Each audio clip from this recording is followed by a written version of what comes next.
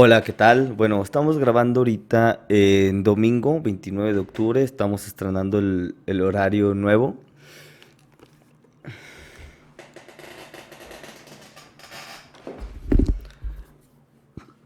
Hola, ¿qué tal? Buenas tardes. Bueno, estamos estrenando ahorita el horario nuevo, es domingo 29 de octubre. Y en este video me voy a enfocar en el tipo de cambio, en el tipo de cambio de peso mexicano contra dólar americano. Y voy a tocar diferentes temas, a mí se me hacen muy importantes. Este video a lo mejor va a estar un poquito más largo de lo normal, pero sí es muy importante establecer bien el marco y conocer el contexto, ¿no? A lo mejor esto es nuevo para ti, pero bueno, nos vamos a enfocar mucho en la parte de análisis técnico, porque el análisis técnico ha tomado mucha relevancia en los últimos 10, 15 años en cuanto a que, bueno, ahí es como realmente se mueve el mercado, ¿no? Ahí es donde opera el dinero grande, el dinero institucional, los bancos centrales, pues los fondos de cobertura o las pensiones, las afores, utilizan mucho el análisis técnico para ellos tomar decisiones, ¿no? Y el análisis técnico, ¿qué es lo que nos dice? Pues las zonas en donde es probable que haya compradores y vendedores, ¿no? Entonces, el análisis técnico siento yo que se ha popularizado mucho en los últimos, pues a lo mejor 2, 3 años, ¿no? Y pues más ahorita con el tema de quédate en casa, de la falta de empleo, de aplicaciones como Robinhood y todo este tipo de cosas, ¿no? Pero tienes que entender que el análisis técnico es como, es pues una habilidad, ¿no? A lo mejor alguien puede empezar a aprender en 3, 4 meses, pues yo me imagino ya tiene algo de idea. Sin embargo, ya teniendo 3, 4 años de experiencia, pues sí nos da un poquito más de probabilidad de éxito, ¿no? En cuanto a la interpretación y en cuanto a lo que probablemente esté sucediendo, ¿no?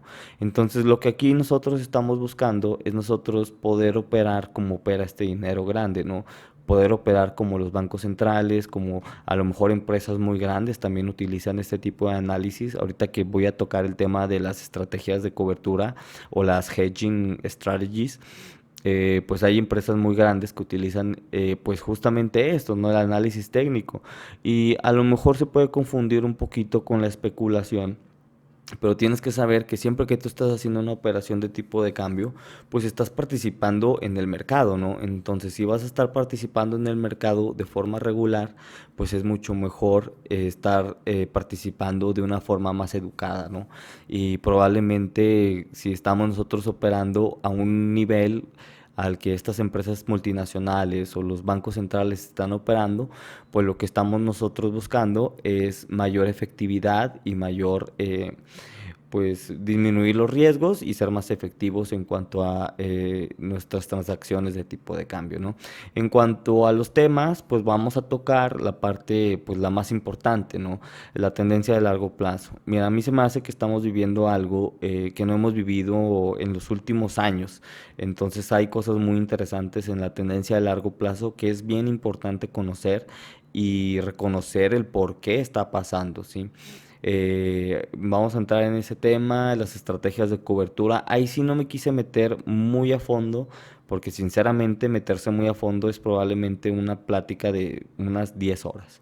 Entonces, y para temas de este video no tiene caso, ¿sí? O sea, nada más me voy a meter a lo que nos interesa, ¿sí? Y a lo que, cómo nosotros podemos aprovechar estas estrategias, cómo las instituciones financieras nos venden estas estrategias de cobertura y cómo nosotros podemos realmente utilizarlas a nuestro favor. Porque sí, son estrategias que nos ayudan a nosotros pues a ser más conservadores, a disminuir nuestra exposición al tipo de cambio, a lo mejor a desde antes tener una planeación en cuanto a nuestros flujos, pero la verdad, en mi opinión, si no las estamos utilizando de forma correcta, pues no, yo no le vería mucho caso en contratar algún tipo de producto así. Me voy a meter muy por encimita la parte de las elecciones presidenciales, porque como vimos en el 2016, cuando ganó Trump, que pues fue una sorpresa, pues vimos muchísima volatilidad, no solo en el tipo de cambio, sino en los mercados en general. Entonces vamos a platicar ahorita de, bueno, los escenarios que pueden suceder y la volatilidad, ¿no? O sea, hasta dónde nosotros podríamos pensar que el tipo de cambio puede llegar si gana un candidato u otro, ¿no? Porque recuerden, el análisis técnico lo que nosotros estamos buscando es prepararnos desde antes. Aquí no podemos ser reactivos, nosotros tenemos que planear y ver las probabilidades desde antes para en caso de que suceda una u otra, nosotros ya sabemos lo que tenemos que hacer, ¿no? Me voy a meter a la parte de política monetaria en cuanto a lo que está haciendo la Reserva Federal de Estados Unidos y lo que estamos haciendo aquí en Banco de México. Me voy a meter a ese tema porque yo siento que es muy importante para hacer un caso más sólido en cuanto a la tendencia de largo plazo en el tipo de cambio, ¿no? Y también vamos a utilizar la correlación entre los mercados, porque bueno, pues el peso no opera en un vacío, ¿no? O sea, está conectado a los mercados internacionales. Ya sabemos que a lo mejor si vemos volatilidad en la bolsa o si la bolsa baja de forma importante, pues a lo mejor nosotros ya sabemos, ya casi intuitivamente, que el tipo de cambio va a subir, ¿no?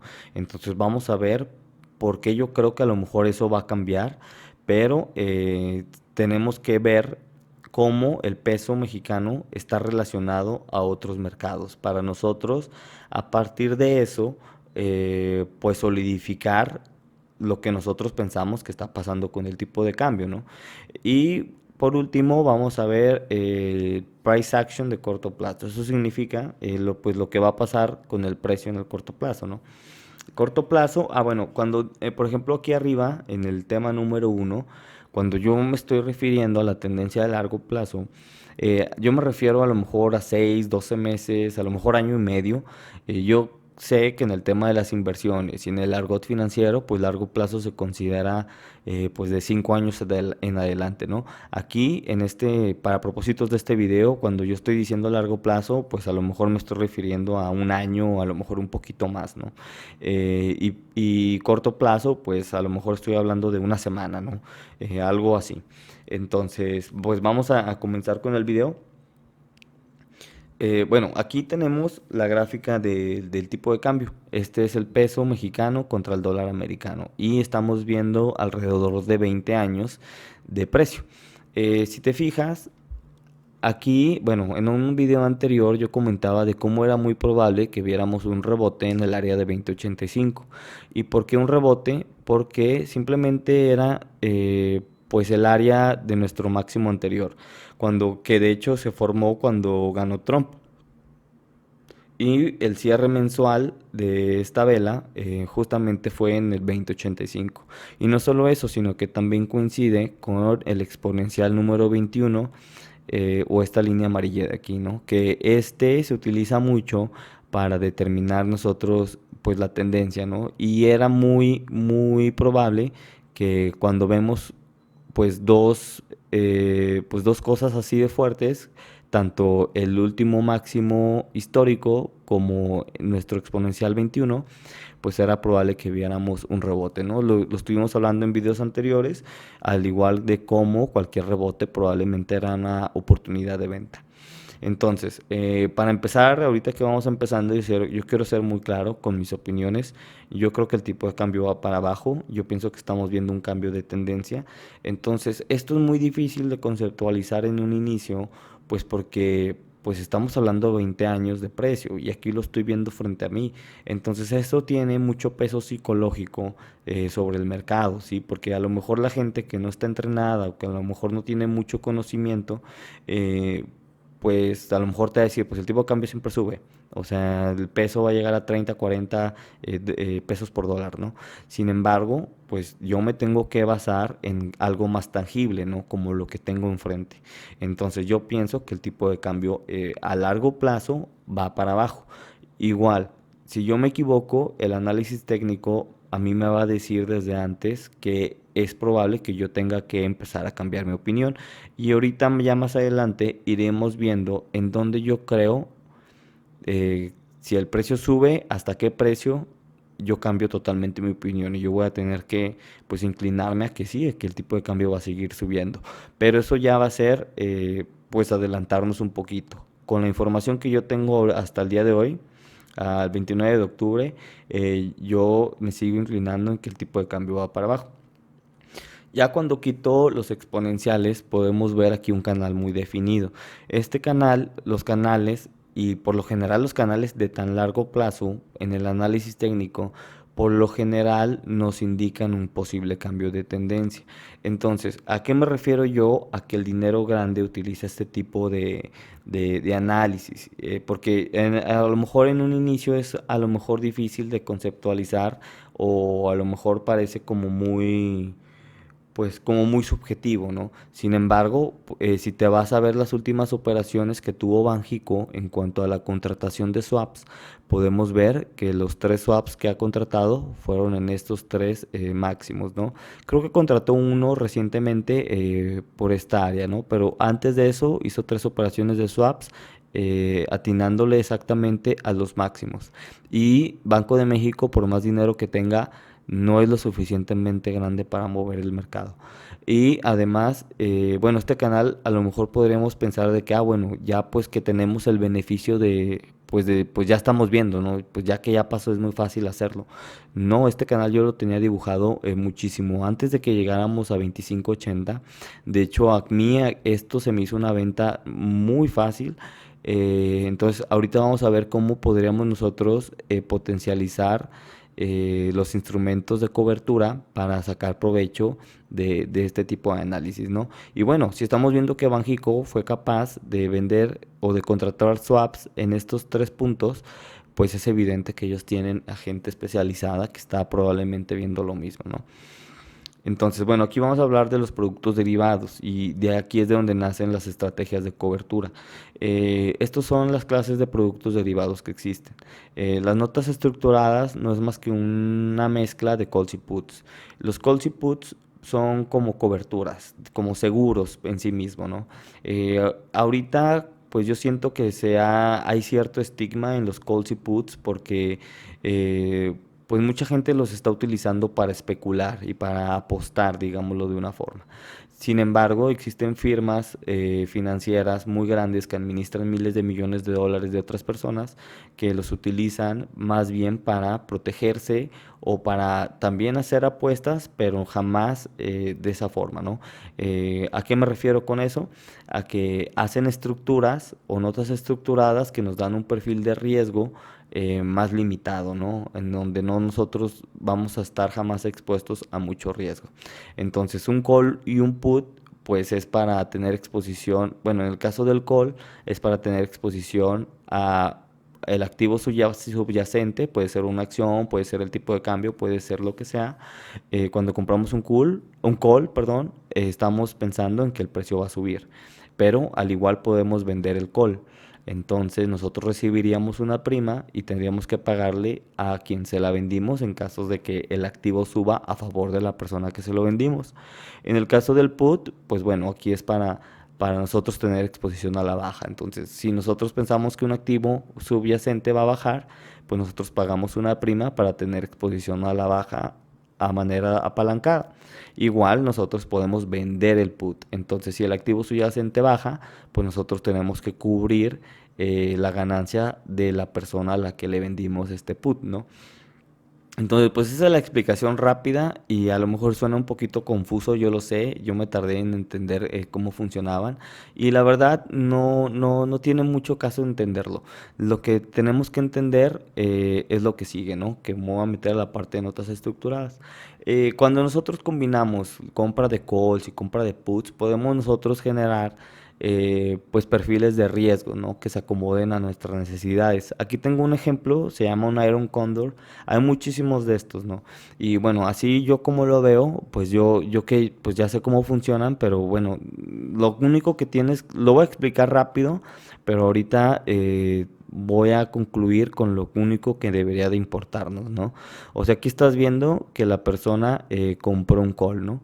pagó una prima para tener exposición a la alta a cierto precio y luego compró un put para tener exposición a la baja a un precio más alto. Entonces esto le generó este perfil de riesgo. ¿Qué quiere decir esto? Que esta persona, esta institución o quien sea que haya hecho esta operación, está pensando, digamos que es el tipo de cambio, ¿no? Está pensando que el tipo de cambio se va a mantener entre un rango. Aquí podríamos decir, no sé, 17 y 23 pesos. Entonces, si el tipo de cambio se mantiene entre 17 y 23 pesos, esta persona va a ganar las primas. Y si vemos volatilidad para abajo o para arriba, esta persona va a tener una pérdida que se encuentra limitada, ¿no? Entonces, así es como se pueden generar perfiles de riesgos que no son tan agresivos y que se pueden utilizar a nuestro favor. Ahorita lo voy a ir aterrizando un poquito más, ¿no?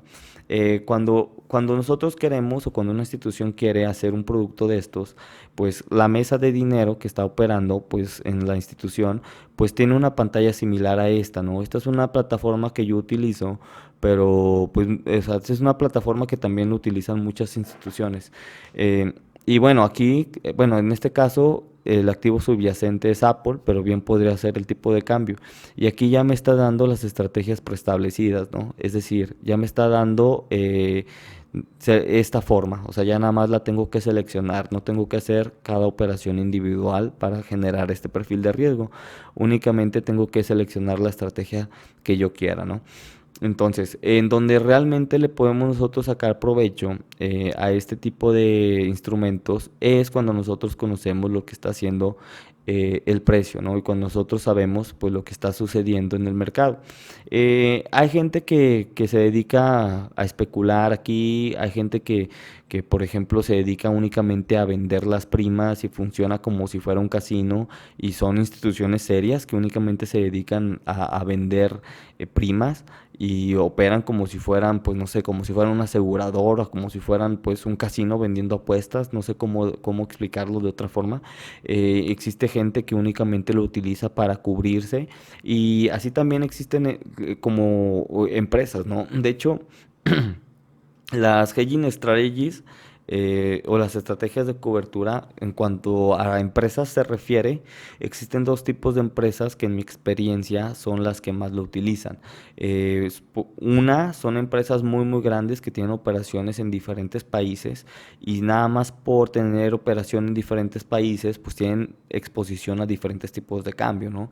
Entonces para ellos es muy importante minimizar el riesgo cambiario o también empresas que tienen, que están muy expuestas a los mercados, ya sea porque el producto que venden pues cotiza literal en los mercados 24/7 o a lo mejor tiene un insumo que pues igual se está moviendo mucho, ¿no? Por ejemplo, se me ocurre dos ejemplos ahorita. Se me ocurre una minera, por ejemplo, Peñoles, que vimos, pues ellos venden plátano y vimos el precio de la plata estuvo en $19 este año, luego bajó a 12, luego llegó a 29 y ahorita está en 21, ¿no? Entonces, mineras o empresas que igual están muy expuestas, pues utilizan este tipo de coberturas para disminuir su volatilidad, ¿no? Por ejemplo, Tesla, la marca esta de carros eléctricos, creo que recientemente adquirió unos contratos de aluminio, ¿no? Igual, porque tiene un insumo y necesita pues no estar tan expuesto al precio de este metal, ¿no? Entonces, son el tipo de empresas que por lo general utilizan las estrategias de cobertura y estas empresas pues tienen equipos especializados de finanzas que conocen estos temas que justamente se dedican a esto, ¿no? A la disminución de riesgos y pues a hacer más eficientes el tipo de cambio, ¿no? Entonces ahorita nosotros vamos a ver cómo funciona, ¿no? Fuera de los puts y calls y las notas estructuradas, que al final una nota estructurada no viene siendo más que esto, ¿no? Una combinación de compras y ventas de calls y puts. Eh, Existen estas otras, ¿no? Que son los swaps, los futuros y los forwards. Los swaps pues no son más que un contrato entre dos particulares, por lo general pues una empresa, dos empresas o una empresa, una institución financiera, dos instituciones financieras.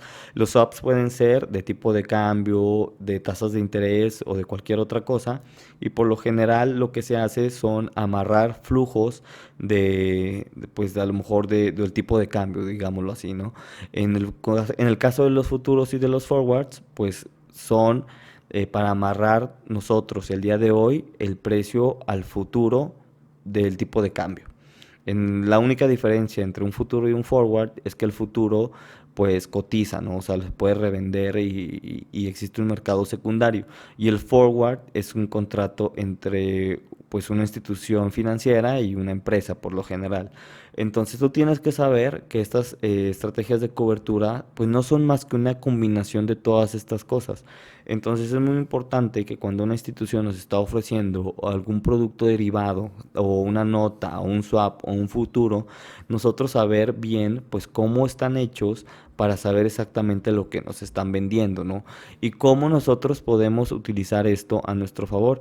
Pues si te das cuenta, aquí viendo la tendencia de largo plazo, pues tú puedes ver que Banco de México pues pudo agarrar estos tres swaps aquí, ¿no?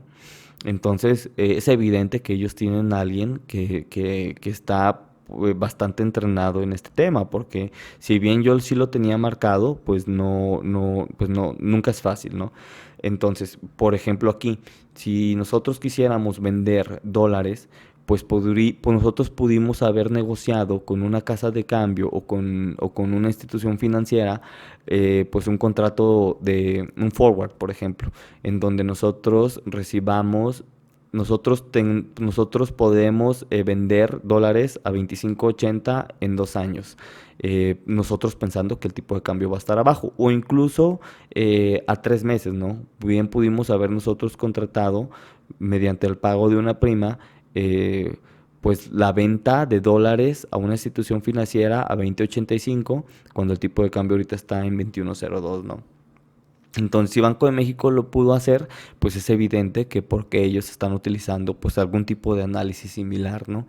Entonces nosotros podemos utilizar eso a nuestro favor, pero tenemos que saber cómo en cuanto a el producto que nos están vendiendo, el producto que vamos a utilizar y más importante, ¿no? Pues los plazos y en dónde estamos parados nosotros en la gráfica. Entonces, si no te interesa a ti utilizar alguno de estos productos de cobertura, pues no importa, ¿no? O sea, recuerda que aquí ya depende de la situación particular de cada empresa o de cada individuo. Pero, pues, aunque no quieras utilizar algún tipo de contrato de cobertura, pues nada más con saber que estás aquí, pues ya sabes que es buen lugar para vender, ¿no? Igual, la compra en 20.85. Aquí para vender en 25.80 y aquí para comprar en 20.85, ¿no? Donde también nosotros pensábamos que era un área muy probable para un rebote. Entonces ahorita me voy a meter en más casi al final en lo que espero en el tipo de cambio en el corto plazo, ¿no? Nada más estamos ahorita nosotros platicando de, bueno, la tendencia de largo plazo, las estrategias de cobertura y ahora vamos a tocar el tema de las elecciones presidenciales. Es natural que nosotros esperemos de volatilidad, ¿no? Con el tema de las elecciones. En cuanto a las elecciones, pues bueno, vemos que Biden, el candidato demócrata, está muy por encima de Trump. Y yo sé que existe el argumento de que, bueno, es que Trump iba atrás de las encuestas en el 2016 contra Hillary. Sin embargo, ahí la situación yo creo que era muy distinta, porque ahí Trump era como esta persona que venía de fuera, como el empresario que venía a revolucionar lo que estaba pasando en Estados Unidos. Además, muchas de las promesas de campaña de Trump pues exponían muchos de los problemas que estamos viendo en Estados Unidos, ¿no? En cuanto a los niveles de deuda, el déficit, no solo el déficit en cuanto al gasto de gobierno, sino también el déficit comercial.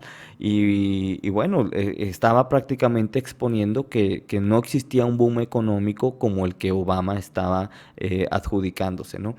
Entonces, pues siento que eso fue en parte lo que ayudó a que Trump diera la sorpresa. Sin embargo, ahorita, pues ya la gente ya tuvo 4 años de Trump y pues la situación sigue igual, porque nada más llegó a la presidencia y continuó con las mismas políticas fiscales y pues yo diría que hasta monetarias, ¿no? Aunque de cierta forma la Fed no depende del gobierno, ya estamos viendo que están operando como si fueran uno mismo, ¿no? Entonces la tendencia fue la misma y yo creo que la gente pues ahora sienten que el cambio probablemente sea Joe Biden. Fuera de que Joe Biden está prometiendo pues estímulos y todo este, pues todo este gasto, ¿no? de estímulos a la gente y todo esto, que eso es muy malo para la economía. Yo sé que a lo mejor puede sonar contraintuitivo, porque créeme, yo también en un inicio, a lo mejor cuando estaba empezando mi carrera, pues sí, suena como lógico, ¿no? De que, bueno, hay que estimular a la economía para que la gente tenga más dinero, gaste más y pues se reactive la economía, ¿no? De cierta forma, activando la parte de la demanda agregada. Sin embargo, la historia nos ha demostrado que esto nunca funciona, ¿no? Y de hecho aquí es donde entramos a la parte de la Fed y de lo que está haciendo Banco de México y el gobierno aquí también en México, ¿no? La Fed, bueno, tienes que recordar que después del 2008 la crisis financiera se resolvió bajando la tasa de interés casi a cero y imprimiendo dinero. Entonces, pues mucha gente hablaba, o muchos escépticos hablaban de cómo Estados Unidos estaba adquiriendo deuda para inyectar a los mercados liquidez, pero que en verdad nunca se iba a poder pagar esta deuda y que iba a ser un hábito que la Reserva Federal iba a contraer. Después del 2008 a la fecha, Estados Unidos no ha podido dejar ese hábito de tener la tasa de interés casi en cero, que bueno, hay récords históricos de tasa de interés y la tasa de interés está en un récord histórico bajo desde que existe registro, ¿no? Y existen registros desde el año 3000 antes de Cristo. Entonces estamos hablando de que la tasa de interés se encuentra en los mínimos de los últimos 5000 años. Entonces no solo esto, también ya estamos imprimiendo dinero a un nivel descontrolado. Cuando se imprimió dinero después del 2008, se imprimieron 700.000 millones de dólares en el QE1. Ahorita, después de la pandemia, estábamos imprimiendo hasta $1 trillón casi semanales. Entonces, ¿cómo afecta esto? Esto afecta en el sentido de que al momento que tú imprimes más dólares, pues el dólar pierde su valor. Entonces, en el tema financiero se está hablando mucho de cómo el dólar pues está justamente perdiendo valor, ¿no? Y lo podemos ver en una gráfica que se llama el DXY. El DXY es una canasta del dólar americano contra las principales divisas, contra el euro, la libra, el dólar canadiense, el yen y no me acuerdo cuáles otras, pero nada más estas cuatro ya son como el 80% de la canasta. Entonces, ¿a qué tiene que ver esto con el tipo de cambio, no? Que bueno, aquí en México nosotros estamos tomando medidas similares, estamos metiendo estímulos y bajando la tasa de interés. Esto es algo, o sea, pues la verdad, con todo respeto, a mí se me hace una forma muy infantil de ver las cosas. Y yo así pensaba, pues a lo mejor cuando estaba empezando mi carrera en cuanto a economía y finanzas, ¿no? Que sí, yo sé que suena lógico estimular la economía y dar créditos, pero tienes que entender que ahorita estamos viviendo lo que parece ser el final de una burbuja de deuda. O sea, los gobiernos están en niveles máximos de deuda. Incluso antes de la pandemia, las empresas están a niveles máximos de deuda, los individuos están a niveles máximos de deuda y aquí en México estamos tomando medidas similares. De hecho, me voy a salir de aquí rápido para ver un artículo que acabo de ver el fin de semana.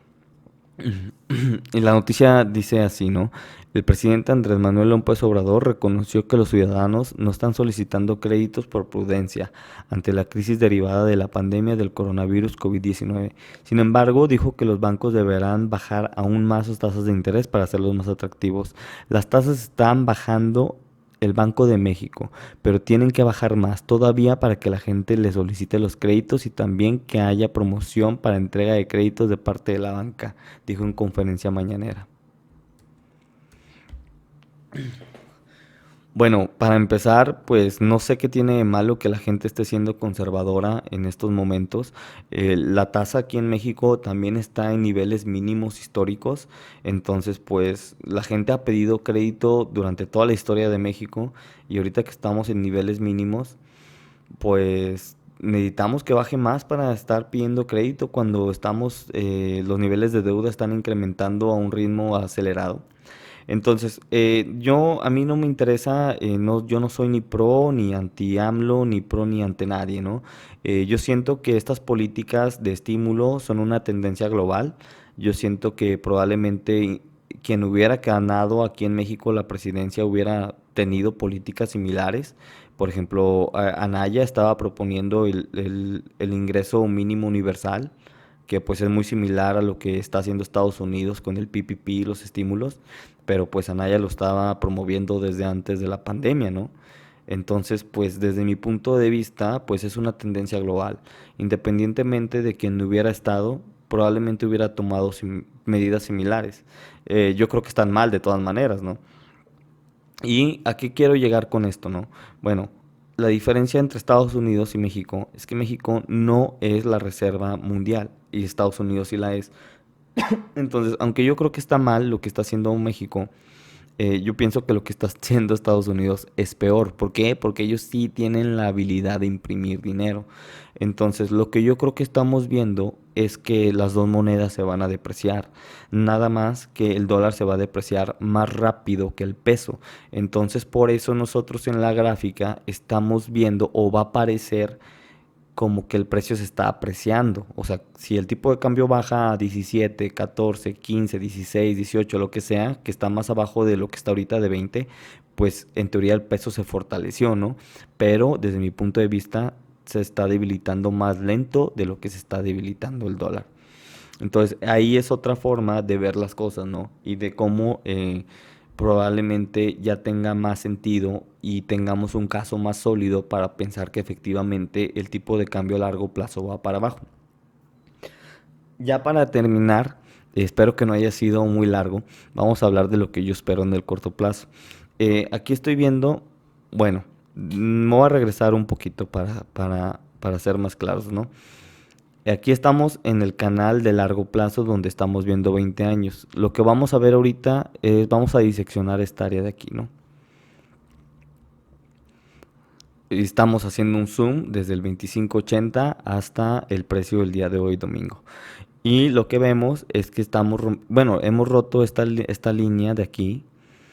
Esto de aquí es el 20.85, ¿no? Es donde nosotros esperábamos el rebote, no solo porque era el cierre mensual de nuestro máximo anterior, sino porque era donde estaba la línea del 21 exponencial mensual, ¿no? Nunca es buena señal que volvamos a tocar la misma área. Sin embargo, al parecer esta área es muy relevante. Y bueno, que podamos ver un rebote doble desde aquí, pues sí, yo pensaría que es bastante posible. Y de hecho yo me inclino a pensar en que probablemente vayamos a rebotar desde aquí, ¿no? Desde el que ya estamos en el 21.02. Sí, aquí me estoy acercando un poquito más y sí, vemos cómo esta línea verde está siendo respetada y además coincide con pues con nuestro último rebote, ¿no? Entonces sí, la verdad yo me inclino a pensar en que probablemente rebotemos desde esta área. Aquí me estoy acercando todavía más y esta línea azul que anteriormente era la verde, pues aquí la estoy viendo mucho más de cerca, ¿no? Y esta me sugeriría que incluso podríamos bajar a lo mejor 10 centavos más, ¿no? Hasta el 20.75. La verdad yo me inclino a pensar en que no es así, en que vamos a rebotar desde acá, desde el 21.02. ¿Por qué? Porque aquí estoy viendo el DXY, que como hablábamos ahorita, el DXY no es más que una canasta de las principales divisas. Y la verdad parece que el DXY quiere subir.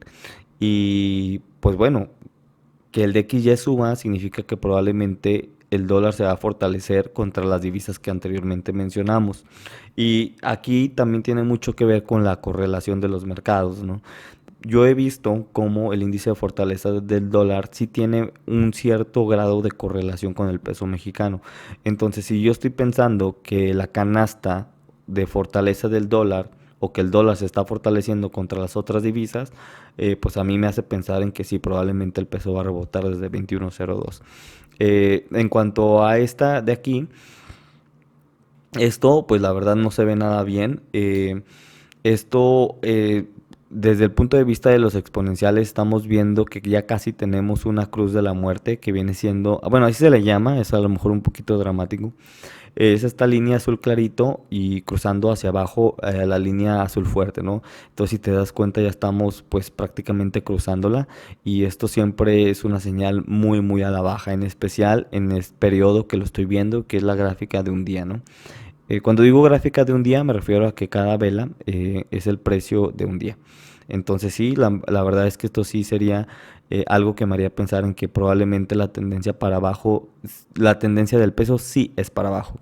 Y no sería nada raro que rebotáramos nada más para tocar la cruz de la muerte y darle validez aquí, ¿no? Yo pensaría que cualquier precio por aquí a lo mejor sería una venta bastante atractiva, ¿no? Pero primero hay que ir paso a paso, ¿no? Aquí nosotros no podemos irnos tan adelante, tenemos que ir reaccionando nivel por nivel, ¿no? Aquí estoy viendo la gráfica del Nasdaq. El Nasdaq, pues bueno, es el índice de tecnología, uno de los índices más importantes de Estados Unidos, la bolsa, por decirlo así. Y yo creo que estamos viendo algo similar. Yo pienso que la bolsa en Estados Unidos probablemente ya vio un tope y yo estoy esperando a que se acelere probablemente pronto, ¿no? Y por lo general, cuando vemos una caída en los mercados financieros, en las bolsas, vemos una subida en el tipo de cambio.